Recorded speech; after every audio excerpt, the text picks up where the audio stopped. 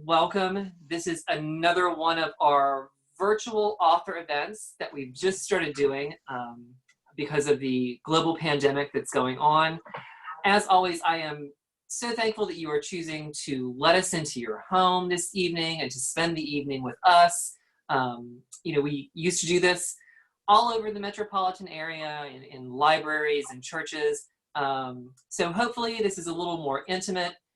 It can still give you the wonderful feeling of coming to a Center for the Book event and enjoying all of our local authors. Of course, I would like to thank several people before we start. Our Zoom meetings are made possible by the Dekalb Library Foundation. They are the fundraising arm of our library system that basically makes the funding up for things that fall short as far as the tax dollars that are given to the library, and for wonderful programs like our summer reading programs. All of the yoga classes that you're seeing online, the Take the Internet Home program, are all funded by the Dekalb Library Foundation, and they're the ones who bought the Zoom account that's letting us come into your homes this evening. I also would like to thank First Baptist Church of Decatur and the Conversations series. Conversations, of course, started as a series over 10 years ago, and it gave us the ability to host author events in spaces larger than our library could accommodate. And it's grown over the years and has evolved into this ministry. And we really enjoy this relationship, and thank Deborah and Nikki and Reverend David Jordan and everyone over at First Baptist Church who has made this program possible for over 10 years. If you all would like to purchase a copy of Caitlyn's book, you can, of course, do so from Charis Books. Charis Books is the independent bookstore that we tapped for this event. They have signed book plates that Caitlyn and I signed using social distancing in downtown Decatur earlier this week. I showed up masked and gloved with pens, and she signed some book plates.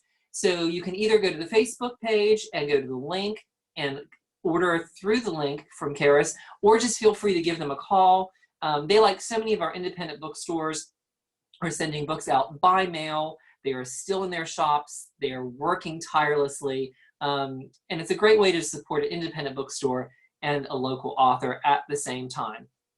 Coming up on the horizon, don't forget, May 19th, we have another event with Jocelyn Jackson. It's part of her series with the Decatur Book Festival. If you go to decaturbookfestival.com, you can see all of those events all the way through August. On May 28th, we, of course, will be presenting the Townsend Prize for Fiction. It was to be a ceremony on April 23rd.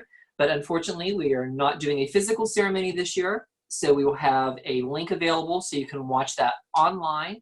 It is given every 2 years for a work of Georgia fiction. We have 10 wonderful authors nominated, like Jeanette Ayu and Tony Grooms and Jessica Hamler, and we're very, very excited to be presenting that award, and it just wasn't canceled like so many other events were. We're also very excited that we're going to continue doing these events online. We just had an event booked tonight with Casey Dunn, who is a debut mystery author. Her book takes place in North Georgia, even though she now lives in rural Washington. She graduated from Decatur High School, and she has friends and family who still run Finders Keepers in Avondale Estates. So we hope you'll join us for that event as well. Look for all of our events on social media, on Facebook. We still do our weekly emails, thanks to Allie. She is, I keep pointing over here because she's over there on my screen, but she is the one that does all of those technological things that I really just am lacking. If you got the email from earlier, it was my apology, and I forgot to include the link, but I sent out a second one with the link in it. So I'm climbing the internet and the technology ladder. I'm just a little slower than some people. So give us a couple, days and we'll get this down. Just so you know, a couple little rules for the house. Be sure to mute yourself just so we don't get feedback from the rooms while we're having our conversation. Also, we're going to use the raise your hand feature, and Allie will recognize folks at the end of the presentation if you have questions for either of our guests this evening. Just so you know, however you signed in is how we will probably be able to recognize you this evening. So if your name just says iPad, know that you're the iPad that we're calling out this evening. Feel free also, you can chat with folks. There is the chat feature as well. We just ask that you maybe not send chat to our presenters while they are speaking this evening, just to like take them out of the mode or anything like that. Other than that, please sit back and enjoy. We have two wonderful guests this evening. Kaitlin Curtice, she is of course a poet. She's an author of Glory Happening, and now her new book, Native: Identity, Belonging, and Rediscovering God, that talks about the intersections of her Native American heritage, being a member of the Potawatomi Nation, and recognizing her place not only physically in the world, but her place spiritually in the world. And she is being joined tonight by Pastor Daryl Ford. And welcome both of our guests this evening. Thank you. Hi, everyone. It's so cool to see you all in your little boxes. Thank you for being here. I'm going to open with a reading like I would have done if this event had taken place in person. And so I'm going to read to you from the book, kind of from this section about how Christianity for me is a journeying thing. And so it's full of these questions. You know, I've had a lot of podcast interviews and things like this. And what I keep coming back to and what people keep saying to me is that this book is kind of a giant question mark. I'm not like giving you answers for how to go on your own journey, but I'm letting you know what my journey has been like in hopes that you can kind of be on your own journey and ask these questions about identity and faith and decolonizing and all of these things. And so, yeah, I'm just glad to be here with you. So I'm going to read, if you have the book, I'm reading from page 16, and I'm just reading one of these little essays inside of this chapter. Because being human and discovering the constant layering of identity is a journey, so too religion is about journeying. My experience with Christianity is a journeying story. I believe it is a story full of rights and wrongs, but for me, the origin is always the love of God, a love that has been greatly distorted by the colonizer church throughout the centuries. I believe that Christianity rooted in the love of Christ has no room for power that oppresses, but advocates for power that breathes only humility, a vision of the feminine divine, as author Mirabai Starr articulates so well in her book, Wild Mercy. And yet, over the years, Christianity has become a thing of empire, so much so that it's difficult to tease out what is good about a religion created for following the person called Jesus, for knowing the Christ. Richard Rohr, in his beautiful book, The Universal Christ, says, "Our faith became a competitive theology with various parochial theories of salvation instead of a universal cosmology inside of which all can live with an inherent dignity. This is the faith I am called back to again and again, despite being brought up in a conservative evangelical faith. This, the universal Christ, who in grace and love holds all things and all people and all creatures in that grace, is what gives me hope in this world. The universal Christ, who is not a colonizer, who does not seek after profit or create empires to rule over the poor or to oppress people, is constantly asking us to see ourselves as we fit in this sacredly created world. It is what my Potawatomi ancestors saw when they prayed to Kuche Manado or Mamogosnan, and it is what our relatives still see when they pray today, a sacred belonging that spans time and generations and is called by many names. Today, it is what I continue to see in my own faith, not a Christianity bound by a sinner's prayer and an everyday existence ruled by gender-divided Bible studies and accountability meetings, but a story of faith that's always bigger, always more inclusive, always making room at a bigger and better table full of lavish food that has already been prepared for everyone and for every created thing. That is the journey, ever evolving, ever creating, ever giving hope and tethering us back to ourselves and one another. And so I loosely call myself a Christian. And so I also call myself Indigenous. I am Potawatomi, constantly being called to my belonging with the love that only Creator, Mama Gosnan can hold, has always held, and always will hold for all of us. It is a difficult journey, and I don't know where it will lead. Years from now, I may no longer call myself a Christian. I may no longer engage with the church. And if so, I will still call this journey sacred as the thing that it is, the truths it has taught me, and the people it has brought into my life. My faith is not a faith to be held over others or a faith that forces others into submission, but an inclusive, universal faith, constantly asking what the gift of mystery truly is and how we can better care for the earth we live on, who constantly teaches us what it means to be humble. The older I get, the more I realize how wired I am for community, for relationship, for belonging. Sadly, the church isn't always that place. Sadly, institutions are often run more by their rules and regulations than by the desire to accept and hold people where they are, with all that they are.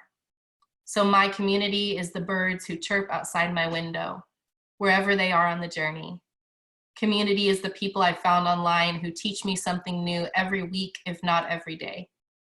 Community is the neighborhood we live in, and it's the Oklahoma dirt that still claims me, and the waters of the Great Lakes who call to me. Community is the human family and my creature kin. Community is journey in and of itself, and that may be one of the greatest and most challenging calls of our lives. It is the thing that sharpens us, hurts us, heals us. It is the thing that leads us home or to a new home we did not know we longed for. Community is the miracle that reminds us we are still looking, still searching, and that faith can be a partner in that journey. So I asked Daryl if he would join me in this conversation because Daryl's just one of my favorite conversation partners. We meet for coffee every now and then at Dancing Goats when we're both available at random times, and we just talk about faith and life and what it means to be human. And so I thought he would be a perfect conversation partner for this because we can just talk like we normally do, except in front of 80 people. So that's our plan. That's fun. Well, it's great. I'm so thankful to be invited into this. Caitlin, you know, I mean, it's for us, we could easily jump in these conversations literally 20 minutes out. Hey, are you busy? Let's talk. And it's always been an encouraging thing. It's also been, I would say, refreshing because these are conversations. Some of the things that you write about in your book, they're not easy conversation starters. They are the kinds of things that people typically shun, frankly. I think that there are plenty of places in your book where I could see people, I could almost imagine people wincing or going like, I can't believe she just said that, or I can't believe she's going there, or I can't believe she's revealing that. And so I've always felt like it felt like a safe place for us to engage because you were willing to go there. And really quick for folks to know, we had folks in our church who either connected to you or knew about you, and that's how I started to learn. And we actually interacted, I think first on like social media. Yeah. And yeah, we just got kind of engaged, and I was like, how does this person even know I exist? Like our church had already done your book, and I'm like, I'm not worthy. I can't believe I'm getting, that kind of thing. But I didn't want to fanboy you right out the gate. So I just kind of acted like, hey, it's good to hear from you. That's nice. So I'm thankful to be on this with you. It's really a privilege for me. Oh, thank you. Yeah. So my first book, Glory Happening, I did a women's study.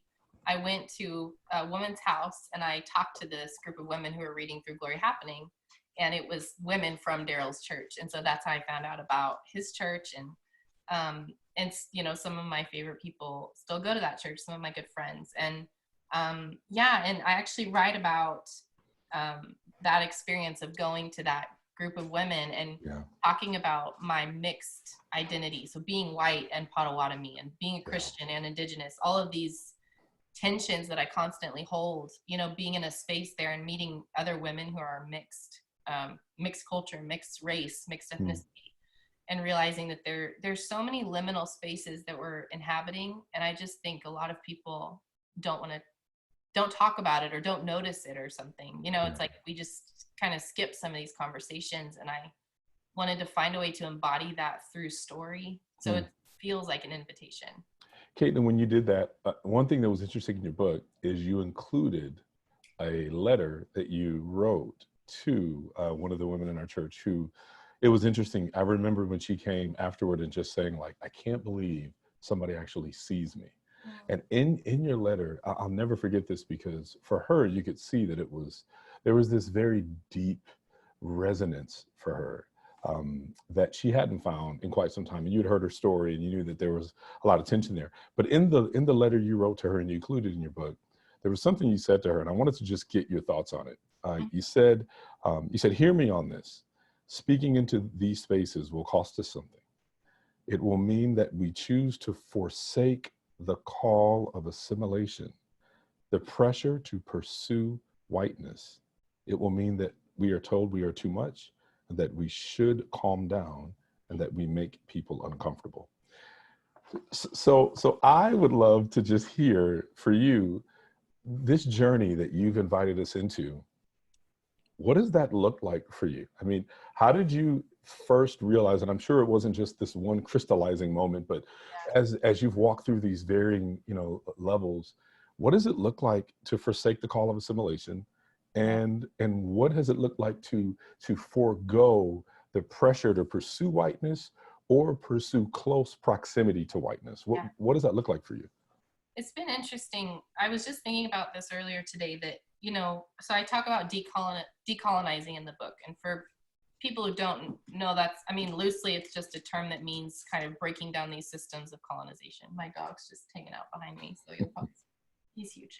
And so I realized today that I wouldn't have been able to get to this step of naming that I want to decolonize without starting by just kind of starting to deconstruct my faith, growing up Baptist, and what do I believe about God. And along with that came, it's just like layer after layer of realizations, like, okay, I am Potawatomi, this matters. And then realizing, okay, there's another layer to this. I'm a white passing Potawatomi woman, this matters, because I need to name, the white privilege that I have.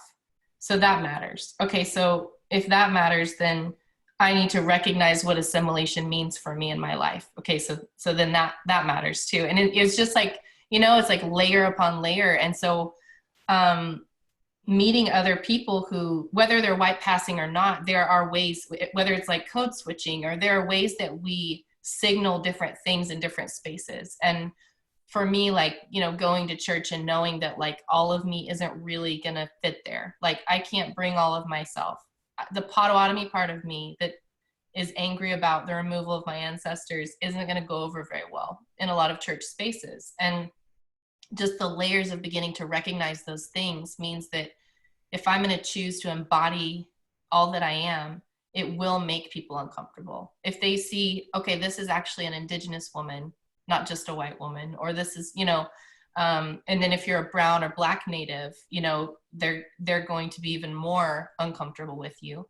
And there are just these layers of it, and it makes it to where life is harder, and you're going to sacrifice things, and you have to choose things. Like I choose to use my tribal ID when I travel and go through the security line at an airport. I don't have to do that.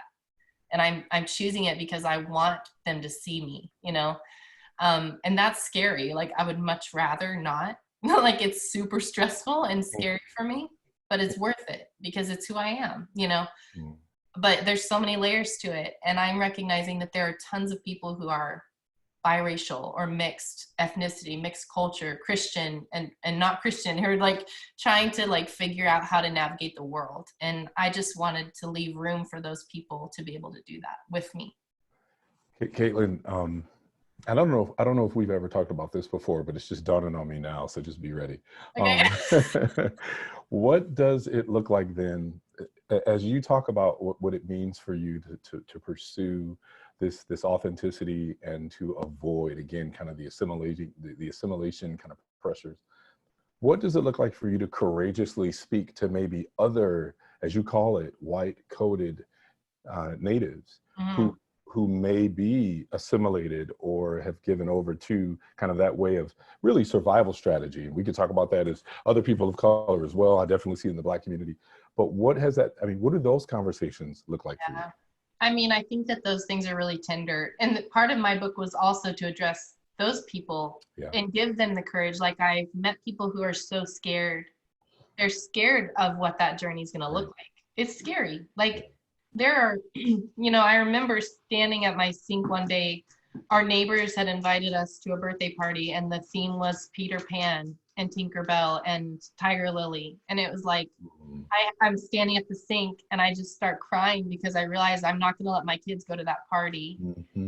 And then I'm thinking, am I making their life harder by choosing to like tell them what it means to be Native and tell them what it means to be Potawatomi? Like, am I making their life harder? Am I making decisions that will be worse on them? But then at the same time, I wish I would have known those things growing up. So it's like, there's so much tension, and I know there are a lot of people out there who struggle with these things and don't know how to articulate it. And that's also what I hoped my book would be, is allowing some of those things to surface and to be honest. And online spaces are not the best places to do this, right? No? Like, there's not a lot of liminal space. There's not a lot of nuance. It's very much like, I'm going to box you where I want to box you in. And, and it's just hard. You need those safe spaces. But yeah, I don't know. It's hard. Yeah. No, I'm glad. I mean, it's, parts of your book, when you talked about that, specifically those who are in kind of those mixed spaces and with multiple ethnicities, backgrounds, races, what have you. As a parent of biracial children, right? My kids are Black and white, and the challenges therein are and they're different even from the challenges that would have been even had they grown up in the 80s and 90s, when I grew up even. They're different. How do you talk about your children and their Native heritage? I shouldn't even say how you talk about. How do you engage when, let's say, there's curriculum in their schools that may not actually be accurate or will be woefully inaccurate? And then some of those school systems are pretty defensive of the curriculum at times. How do you do that without, because you just said, I don't want to make their lives harder, but that can make it feel like, man, I don't want to make it harder on them. I don't want the teachers to be different. I've had to deal with that in my circles. How do you deal with that? Yeah, no, I mean,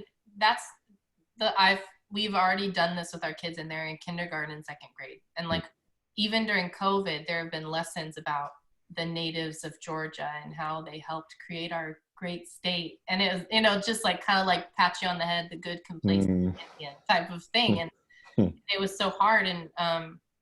And what we want to make sure to do is not to like, I'm not going to like demonize their teachers. Like, this is a system institution issue that we will always struggle with. And I want my kids to know that their teachers care about them and they care about teaching them. And honestly, that's one of the most overwhelming things of my life as a parent, is every fall enrolling my kids in school, no matter where they are, no matter how good the school is. That will come. Thanksgiving will come. The narratives will come. Trying to figure out how to navigate that will always be there. And, we've had to sit down with the principal and talk about it. And we've had to say, this is why it's problematic. We're still here. We are not living in the past. Like, we're not extinct. We're still here. My kids go to your school. They're still here. And it is really hard. Oh, it's so hard. And there are times when I think maybe I shouldn't tell the boys about this, so that they aren't walking around the halls feeling the tension of, like, all of me isn't wanted here. Just like, it's very difficult to figure out that tension for our children. How do we allow them to hold their identities? And, and I finished the book with talking about children as our future generations. Like, they hold so much wisdom and knowledge even now. And we're trusting them with the earth and with our lives and, the future. And they're going to do such amazing things. And so it's hard to like see their trauma or see these things that we can't necessarily control that are going to happen to them. And I think selfishly, that just makes me so many things I think about that I'd love to even get more thoughts on that. But one thing that you bring up in your book that I think relates to this is, you talk about the history of Georgia, as you have done some exploration here. You talk about Sweetwater Creek, you talk about some of the things that you've taken your kids to do. And there's one line in the chapter on bearing fruit in a new world that really jumped out. And this kind of leads me to another question. You talk about kind of the history here, and you say it's covered up by Confederate history. And it seems that in many spaces, it's difficult for people to draw connections from the forced removal of the indigenous peoples of this land to the mistreatment and enslavement of African peoples when they were taken from their homes and forced here on ships. First of all, I thought that was really brave to even go there and tie that in, simply because you didn't have to, right? I mean, I found it really striking that you could have made this book exclusively about being Native and being white. Like, you could have just made that in, and that's your journey, which is a very important part of the story. But somehow you took that as an opportunity to kind of what we would call kind of stewarding whatever privilege you have to kind of speak up for those who may not have said privilege. And so you start bringing in other people of color into the story. Where did that come from? I mean, and I say that because I know some of your background, right? I know you coming from both being Native, but also heavily involved in kind of white evangelicalism growing up, right? Growing up in kind of the world of the Baptist world, if you will. And that's the kind of world where, at least in what I've seen, kind of multiculturalism, or I always call it being multicolored, really, but multiculturalism or multi-ethnicity is in many ways, they'll claim that that's what they're doing, but it's really kind of cultural hegemony that's happening. So in other words, they could look at you and go, you know, I hear that you're Native, but what are you first?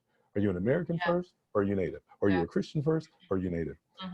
Where did that come from, where you stopped and like that bifurcation kind of ended for you?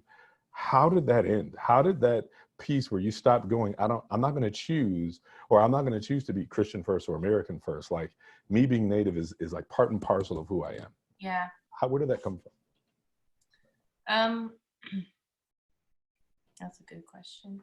I feel like it wasn't, like you said earlier, it wasn't like it happened. Like, I think that because I started deconstructing my faith, I was asking these questions of who God is and what did I grow up with, and maybe there's something wider even within Christianity. And then when you realize that decolonizing might be important, like, there's no other option but to name the voice inside yourself that's in silence, which for me was my Potawatomi identity. But then I have to be like, well, if that's happening for me, who else is it happening for? And then as I begin to understand that, I'm meeting, I have all these friends who are disabled, or other people of color, or queer, who are trans, who are having these same kinds of things where they're trying to listen to those parts of themselves that have been silenced and assimilated and oppressed. And I didn't feel okay with writing a book that would leave out those, and I can't name everyone, I can't cover every oppression, but like, I had to do my best to try to bring in our collective wholeness. Like, I write in the book in one point, like, that our like spiritual liberation is bound up together. Like, we have to do this together. And I didn't want to write another book calling out like Christianity, but then still being very individualistic in its goal, because that's just doing the same thing all over again. Like, trying to embody all parts of myself is a holistic communal thing for me. And I'm still on that journey. It's still hard. But if I want to be a good friend, or if I want to actually do solidarity work like I claim I want to do, that means that I have to be paying attention to the other things that are happening, and history, which there is that thread of white supremacy that connects so many of us and our oppressions to each other, even if they're not the same oppressions, like, they are connected by that thread of white supremacy, and we have to talk about it. What is, you told in the letter that you wrote to Alicia, you talked about it costing us something, and you allude to that in both of your books. Some of the things that you've had to take on, given where we are even now, and you, I mean, I bring this up because you bring this up in the book with the current administration that we have and the general kind of tenor of the conversations that we have right now. What is this costing you now? I mean, with the circles that you've had to run in and the circles that you've been a part of, circles you've kind of left, family members that you have, what has you talking about this stuff, what does that cost you? Yeah, there's this, I've been very obsessed with this quote by E.E. Cummings that I found out about like 2 weeks ago. And the quote is, "It takes courage to grow up and become who you really are."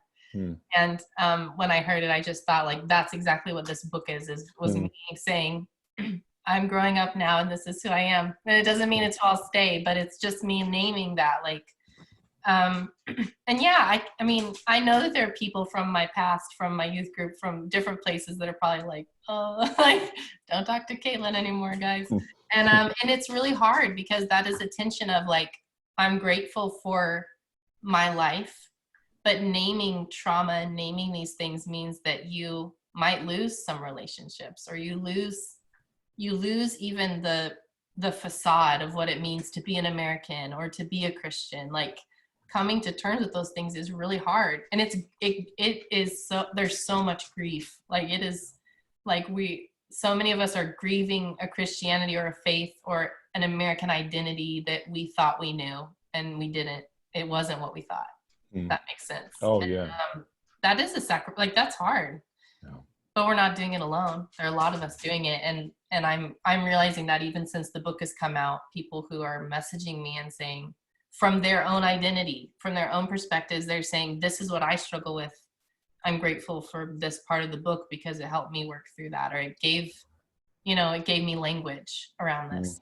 You know, it's you know, as we talk about some of these social and relational kind of ramifications of this journey that you've been on, as a pastor, I'd be remiss to not ask this question.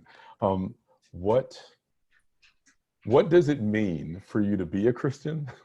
And then also, which is a big one, because I don't even know how I would answer that. So I'm putting it on you, not me. So what does it mean for you to be a Christian? And then two, what does it mean to decolonize Christianity? Yeah. So there came a point for us last year where we recognized that we couldn't go to church for a little while because we were not able to have a wide enough dreaming lens of what decolonization looks like when I can't even like walk into the church we were going to and feel like all of me was there. Yeah. You know, there was a point where it was like, okay. And there's also a point where I realized that I no longer had any feelings around the kind of white Jesus that I grew up with, the savior kind of guy. And that freaked me out. That was probably 3 or 4 years ago, but I had this moment in the middle of church and I just like lost my bearings. Like I was like, oh God, like, am I even a Christian if I don't think of Jesus the same way? And so, you know, I just kind of say right now that I feel like I'm on the periphery of Christianity. I so value my friends of other faiths who are just being amazing people and loving the way that God loves, like, and I value my indigenous friends who want nothing to do with Christianity because of what it's done. Like, that's a conversation that I want to have because I'm aware of it. And that's my tension. That's the tension I carry. I don't know what it means to be a Christian with the label of Christian anymore. And so it's hard, like even writing my bio and putting that I'm a Christian in my bio on anything because it gives a message to people. And so some people will see that and say, I don't want to read that book because she's a Christian.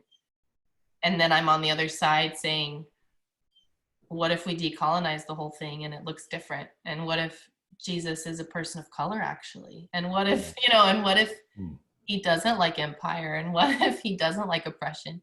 But like, then what do we do with that? You know, do we just create a whole new church? Do we just forget about the church concept? I don't know, Daryl.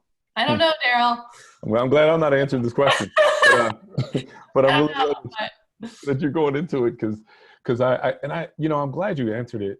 I think that the reason why I wanted to hear you kind of expound on that some is because I think that you just talked about one side of it, right? You talked about the side of, what does it look like for me to maybe change my view, or I would say have a much more accurate view of who even Jesus is versus kind of this colonized version.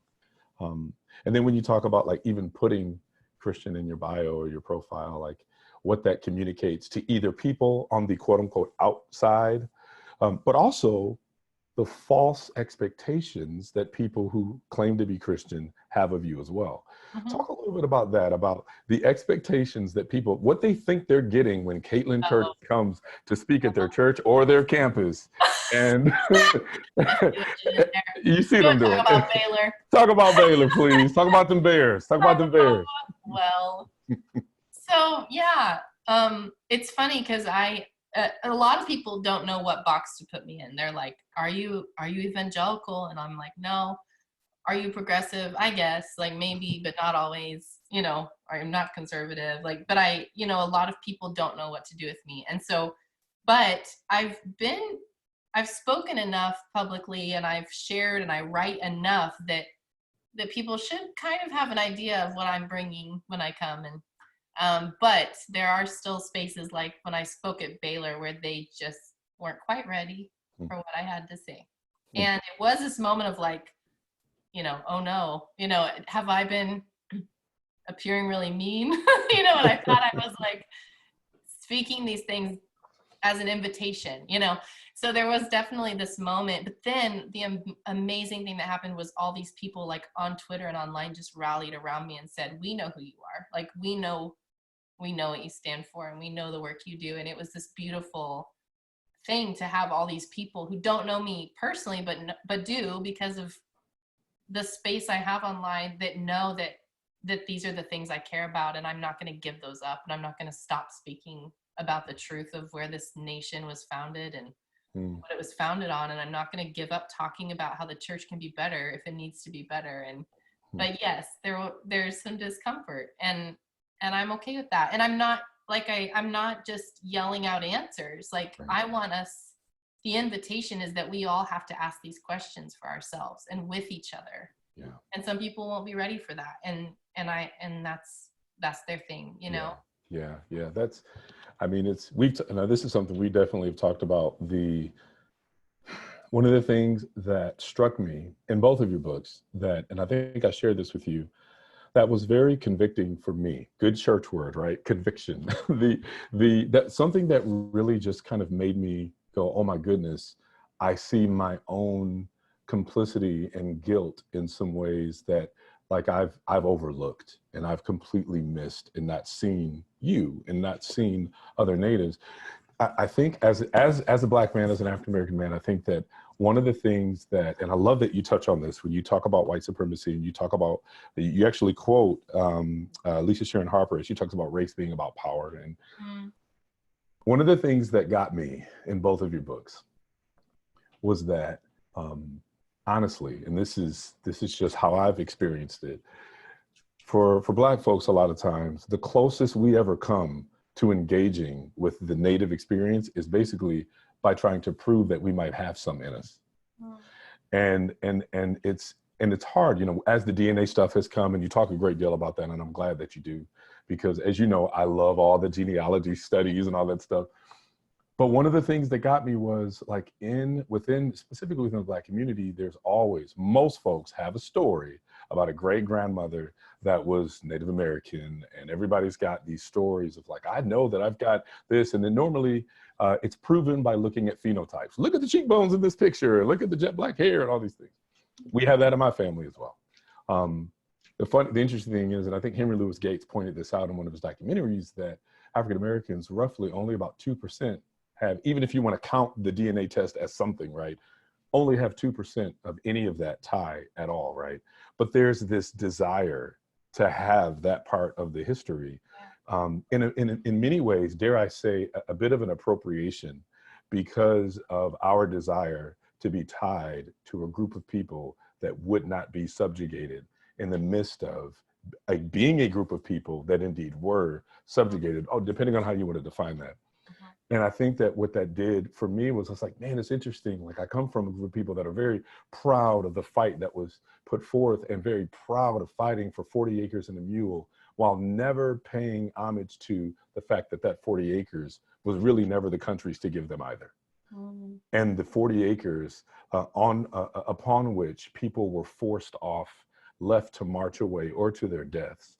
And being a person of color, being a Black man, that's not something that was brought in. And I guess the point I'm making is people like you and other people as well are helping us get a shared language of lament, like what white supremacy has done to both of us. Yes, yes. To begin to jockey for power.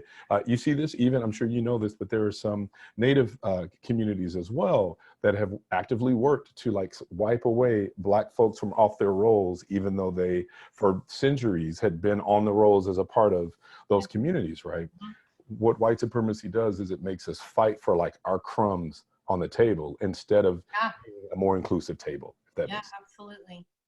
Yeah. So anyhow, yeah. And what I think is so fascinating about white people doing this whole thing is it's like this, they want the good parts of being Native, the mystical parts or whatever, but they don't want our trauma. Like you want all the good stuff, but you don't want the trauma that comes with this. This is not easy. It's not like we have intergenerational trauma and we are resilient, but yes, we have that trauma that we carry and it will always be part of our history. And but I absolutely, like we have to share these stories of lament and that they are different and that there are ways in which we have hurt each other within all these different groups. The Natives have hurt each other, like within our own community, you know, like but there's so much, like it's beautiful to be able to come together and name those things and like work through those things, and it's hard, but I think it's beautiful, you know. But you do say something, and this was something that taught me a great deal, that as you talk about the major faux pas within Elizabeth Warren in your book, and I'm glad that you do. I think that it taught, I would imagine, a great deal of us a big lesson about how belonging is not contingent upon DNA, right? Being a part of a group or being a part of a community is indeed communal. Like there has to be a real shared experience and a real connection there. And I thought that was something new for me. I mean, and it shouldn't have been, right? But it was in a way, because I feel like there are folks, as long as they can say, I've got this much, you know, Native American blood in me, what is that supposed to be communicating to people? Like, what is the value added in that? And I should have, this is where my own, you know, feeling my own guilt was there, because, you know, in my tradition and where I've come from and then my grandparents and all of that, they've seen just how much like the cultural values of Blackness, or in your case, cultural values of Native, like we love the art and we love the music, or we love what it means to be a warrior and we use names and all that stuff. We love like your Native body or your Black body, but not your personhood and your trauma. And for you to be able to communicate that, it really resonated with me, because I'm like, I get that, but I didn't get that. Yeah. And I think that I would imagine a lot of people have felt that if they really are honestly engaging what you're saying and letting yourself be raw in this way, it really undid me. And I think that's something I shared with you, but I just, it's something that stays kind of resonating in my mind as I look at some of these other things that are happening right now. Yeah. I want to read one more thing from the book, and then we'll do some Q&A. I think we'll have like 15 minutes for Q&A if anyone has questions. I think you can type them into the chat, or you can do the hand raise thing. Is that right? Okay. Nods. Yes. Okay. So I'm gonna read this, and I write about Daryl in this section, so that's why I want to read it. But it's just kind of building on what we've been talking about and why solidarity is important. And it's chapter 17. And so for those who haven't read the book's broken up into 5 parts, and each part starts with an original poem that I wrote, and then there are just these kind of essays building into the chapters. And so part 5 is called Bearing Fruit in a New World. And I'm trying to build on this, like, what does it look like to find one another and to be with one another and embody these ways of belonging with one another. So I want to read a little bit from this. Chapter 17, it's page 149 if you want to follow along. Latasha Morrison began Be the Bridge in 2016 as a space for the church to foster conversations on racial reconciliation and justice. When our church in Atlanta announced that it was participating, I joined right away because I was hungry for conversations on intersectionality and truth-telling, especially within the church context. Over the next few months, a group of about 12 of us met to share our stories, led by our group leader, Zach, who facilitated the conversations. The people of color in the room shared their experiences in America, and I shared my experiences as an Indigenous woman. We became close, not because we have a lot in common, but because we gathered for the purpose of listening, of making room, of testing the status quo given to us for so long, both in America and in the church. Intersectionality as an idea was discussed as early as 1892 by Anna J. Cooper, a Black liberation activist and educator. The term intersectionality was coined more recently in 1989 by Kimberly Crenshaw, a pioneer of critical race theory, who gave a TED Talk on the subject. She defines intersectionality as the complex cumulative manner in which the effects of different forms of discrimination combine, overlap, and intersect. Crenshaw's work focuses on the intersection of race and gender, and on how race and gender overlap to disenfranchise Black women. She says, "We have to be willing to bear witness to the often painful realities that we would rather just not confront." What I see in these expressions is the invisibility of Indigenous women in America as well. I learned in my Be the Bridge group and from the Black women in my life that Black and Indigenous women must work together, partner together, and must actively join with other women of color to lead the way forward in America. Intersectionality brings us together because Black women, Indigenous women, and other women of color across the spectrum are ignored, mistreated, called angry for speaking up about basic human rights. Bridging this gap means having hard conversations on intersectionality within our churches and communities. It means men stepping down and women stepping up to tell our stories. Leanne Simpson says, "For me, engagement with the theories and practices of co-resistors is powerful because it often illuminates colonial thinking in myself and demonstrates different possibilities in analysis and action in response to similar systems of oppression and dispossession." At the 2019 Oscars, in his acceptance speech for the award won by his film Black Klansman, Spike Lee called on Black and Indigenous peoples to honor our ancestors by working together, by rising together in America in 2019 and 2020 as the presidential election draws closer. It was a beautiful message of solidarity that we all need to hold on to as we do this difficult work. I'm reminded of my friend Daryl, a Black pastor in Atlanta, and of my good friend Amina, an incredible poet and writer. We meet for coffee every now and then to discuss the ways in which our identities overlap and differ. And these conversations bring us solidarity.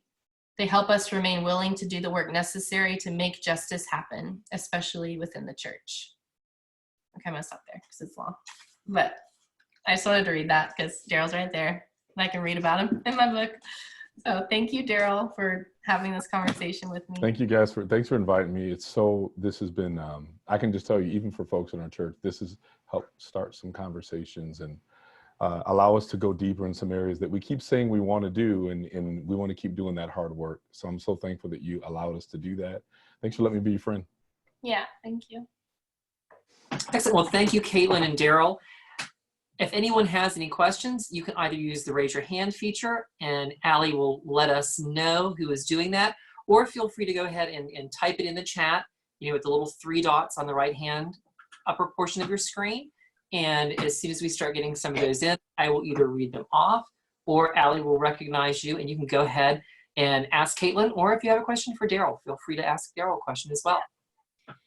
We have a hand up already. Will. Okay. Hey, Caitlin. Good to see you again. We miss you at First Baptist.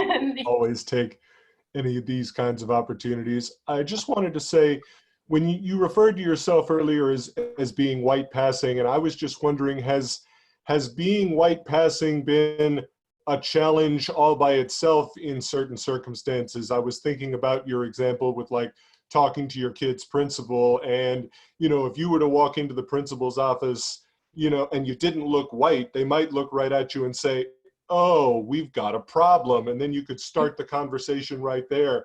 But do you sometimes have to step backward and explain why you even care about this in the first place, if that makes any sense? Yeah, I mean, there's definitely stuff with white passing natives where people will be like, "Are you really native? You look white." And that's just stuff that happens. And then you can be like, "I'm native." And then they'll be like, "How much native blood do you have?" And then anyway, so it's like back and forth. It's a lot of stuff. But yeah, also just being aware of that privilege of knowing that if I walk in and I look white, that's different than me walking in and being a brown or black native.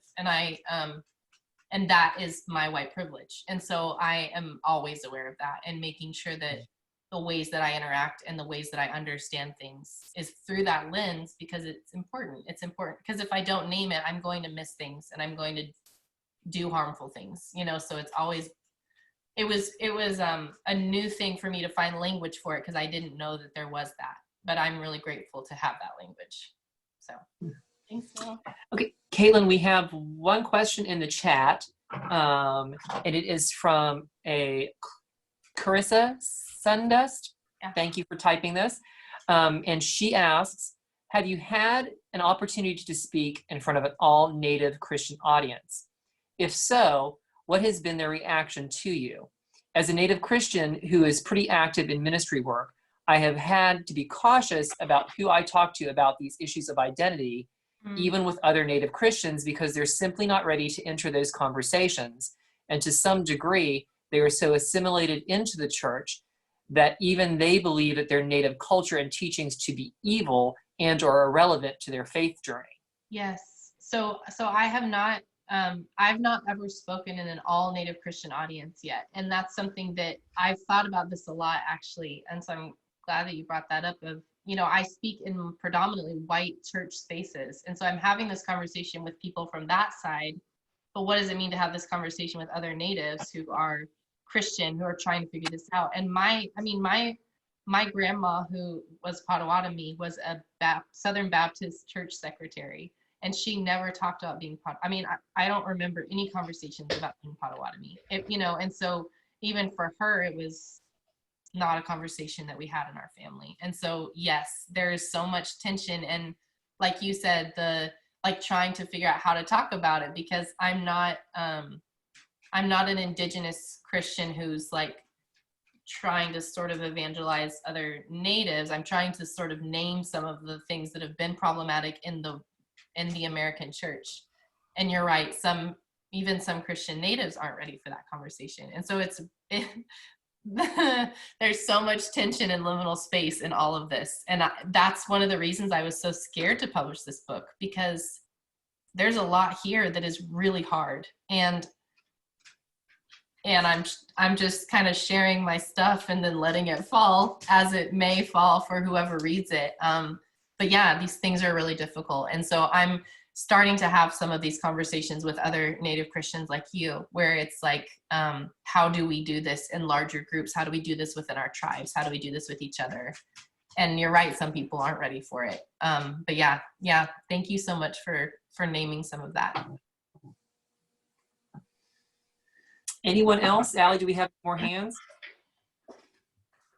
I'm not seeing any more hands, no. I have probably something like very nebulous, but it came from you talking about having to talk to your children's principals at school. And, you know, it seems to me that for some strange reason that Native Americans, African Americans, it's like when something happens or we have some historical reason to reference those individuals, it's like there's, you know, Black History Month, and then with like, you know, the pipeline issues and you know, like you said, that all of a sudden it has to come up. It's like, do you feel that sometimes that, you know, white people in general and in America in general looks at Native Americans as something historical instead of you still being here? And or you're looked at as, you know, once again, like Daryl referenced the 40 acres and a mule. It's like, you know, it's like historical points, but until something else sort of ripples the timeline, we let these conversations, we let trying to move forward just be swept under the rug without actually actively engaging in those kind of conversations.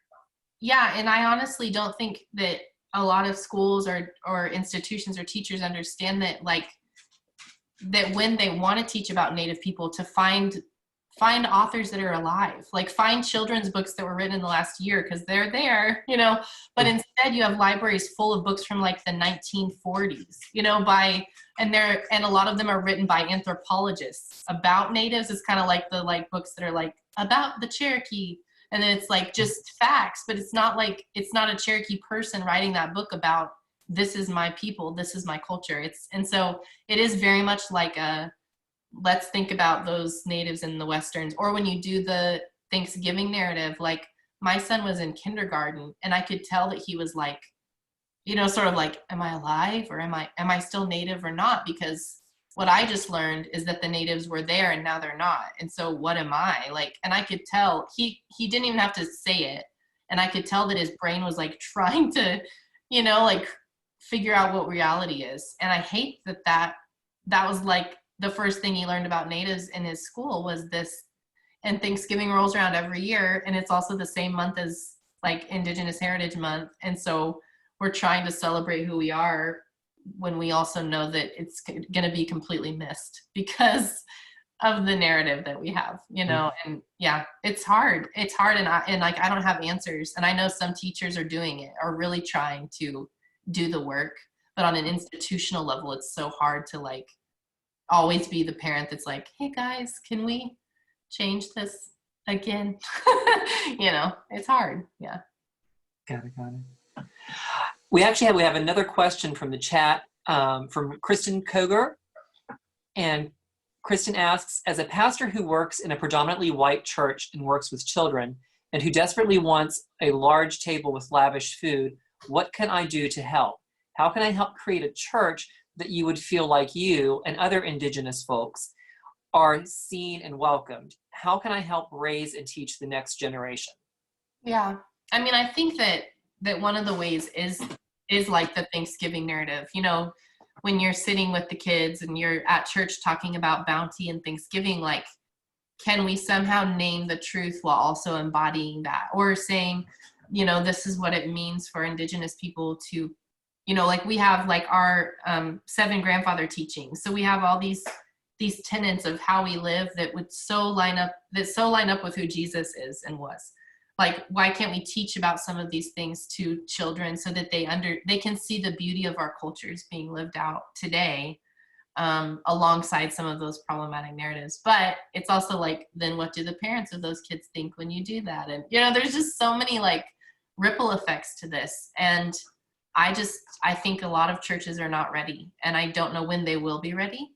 And it's just really hard. Like, you know, do you have like Indigenous people in leadership or things like that where people are seen? Like, it's just such a hard thing to do. But I think that one thing we can begin with is at least you're recognizing that it's there, and you can start to incorporate things about Indigenous people into the church, which is a place where we usually don't belong and we're not allowed to be at all.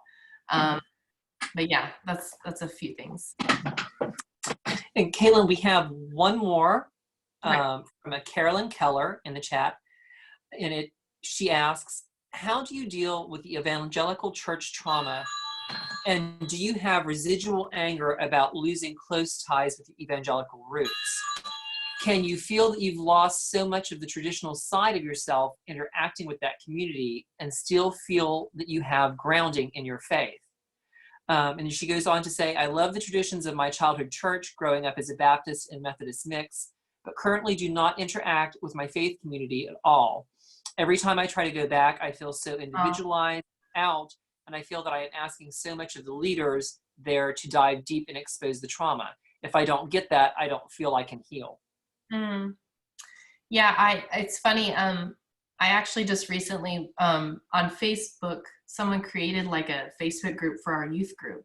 And so I'm looking at all these photos of like mission trips I went on, and, you know, and it's like these beautiful people that I love so much, but were wrapped up in an institution that was so problematic and taught us so many things about the world that are so hurtful and oppressive and colonial.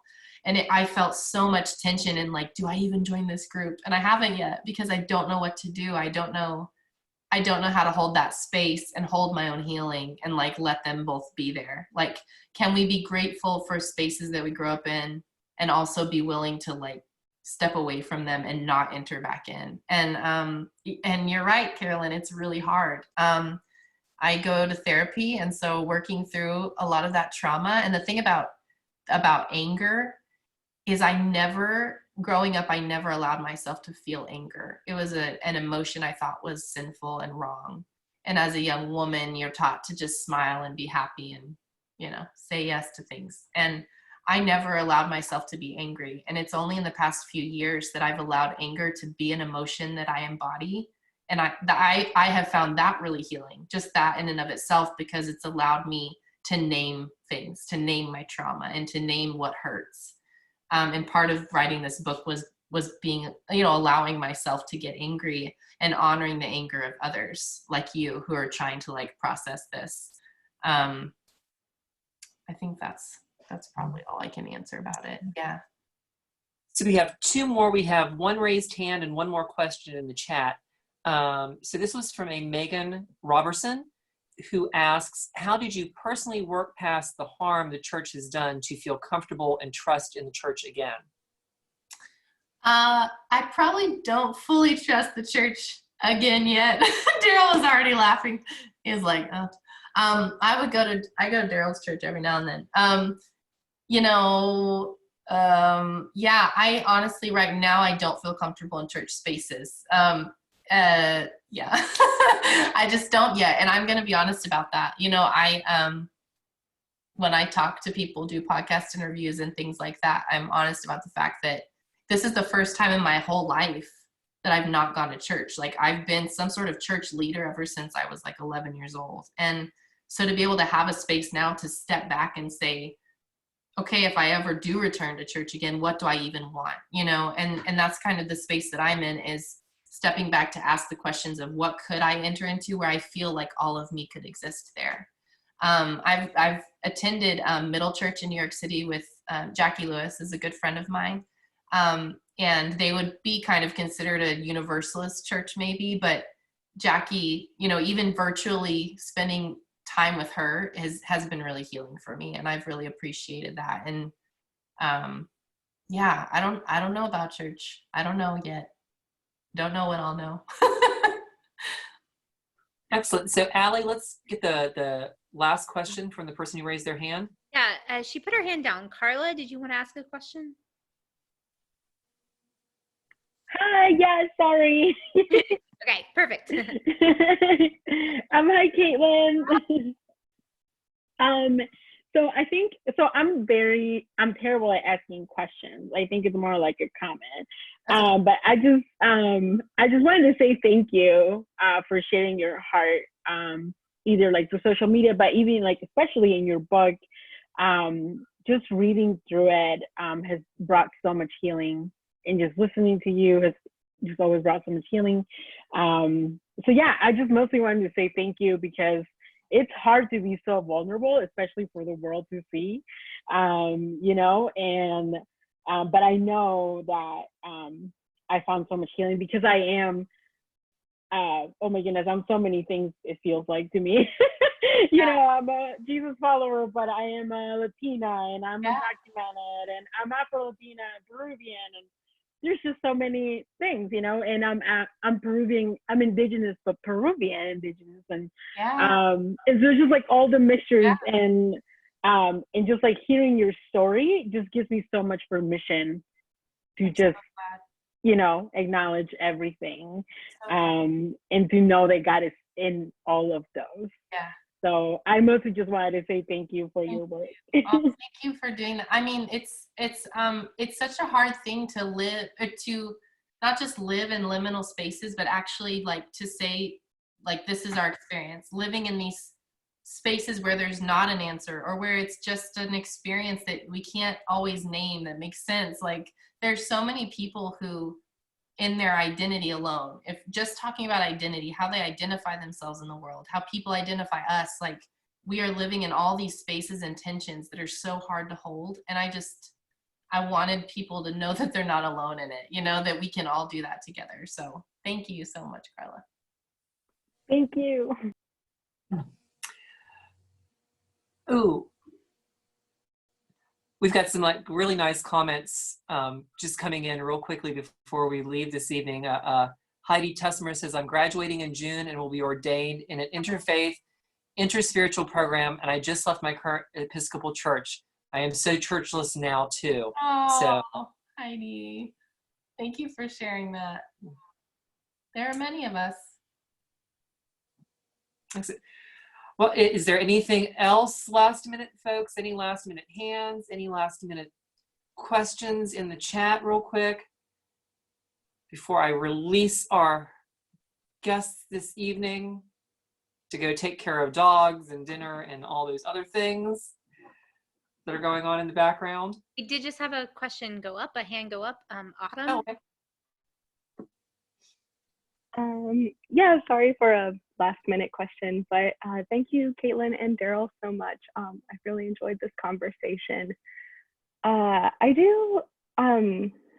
I'm curious, like, I know the term Christian can mean so many, it just like, even for me, it's changed so much throughout my Christian journey, and I grapple with what I want that to mean for me and who I identify with, but you know, I guess I assume that with your willingness to remain with the term for now, that there's something about the Jesus story that remains with you, and that can like maybe be a home. And so I just wondered if you can talk a little bit about what that means, or why for now you're staying with it. Yeah, you know, the Jesus, once I realized that there are different Jesuses, it helped a lot. You know, like once I realized that I grew up with pictures, literal pictures of a very white Jesus, and I grew up with a Jesus that was like, you know, because of purity culture, it's like, I'm the daughter of a king, so that's how I viewed myself.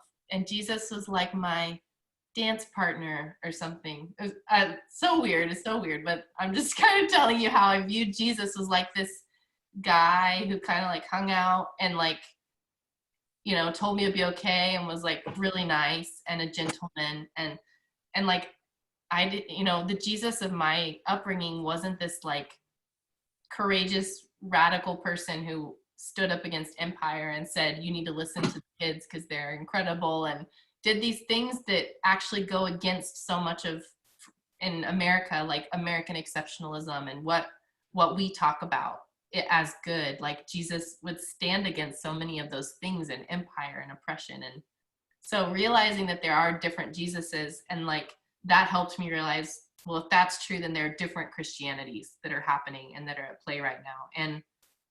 And so I'm not ready to let go of it yet, because I'm still trying to get who the Christ is, and this inclusive whole love idea.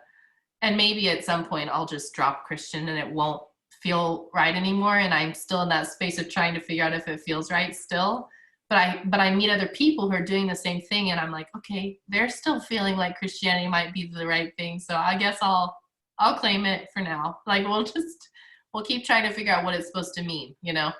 But yeah, I think Jesus has a lot to teach. It's just not the other Jesus that we grew up with. It's this is the real one, but it's the one that was covered up, and that's the guy I want to try to find again. So I'm looking for him. Thank you. Excellent. Well, that probably is a perfect place to end this. Thank you so much, Caitlin. Thank you so much, Daryl, for our conversation tonight. Lots and lots for us to think about, lots more for us to discuss and keep moving forward. Once again, if you need a copy of Native, give Karis a call. They can get a signed copy delivered to your mailbox. You can either look for the link, or if you have a pencil, I hear that people still use those things. Their phone number is 404-524-0304. They, of course, are one of the oldest feminist bookstores in the United States. They're in our little town of Decatur, Georgia. We are so proud to have them there. They do a lot of great events too that focus on intersectionality. So if you not just want a copy of Native, ER and Sarah and Angela can recommend all sorts of wonderful books to help further your discussion and your literary journey. Once again, thank you so much for joining us this evening and allowing us to come into your home. Until we can all be at the library or at the church once again, we will be here. Feel free to email us, continue the conversation, and we will see you all again very, very soon. Have a great evening.